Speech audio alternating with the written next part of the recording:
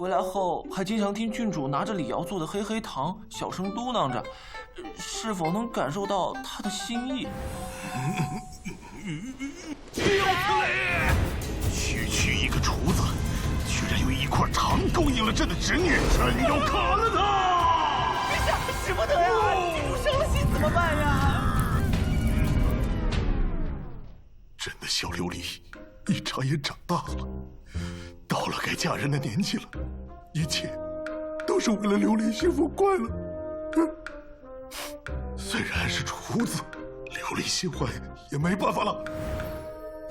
来人，一旨！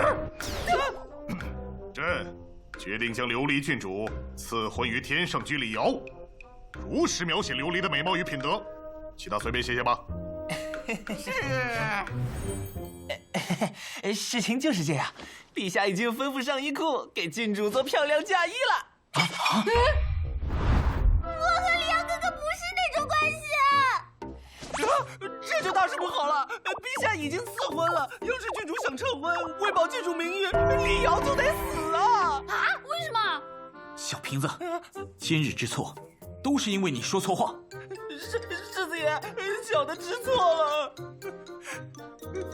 所以此刻我们的谈话不可对皇上提起，否则出了事情，拿你试问。小的知道了。退下吧。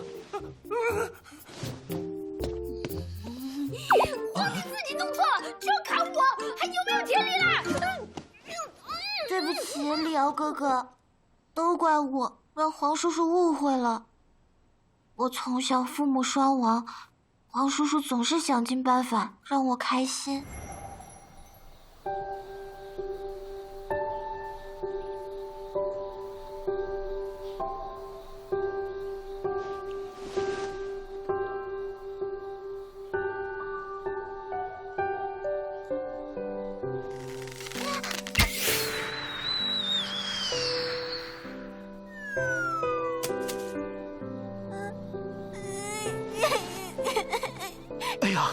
哎呦，我的小琉璃，这是怎么了呀？快让黄叔叔看看。我想要爹爹和娘。爹爹和娘有事，去了很遥远的地方。琉璃找别的小伙伴好不好？我想要春风哥哥。春风哥哥在镇守边疆，琉璃有没有别的想要的呀？黄叔叔什么都能给你找来哦，好不好？那我想要好多好吃的。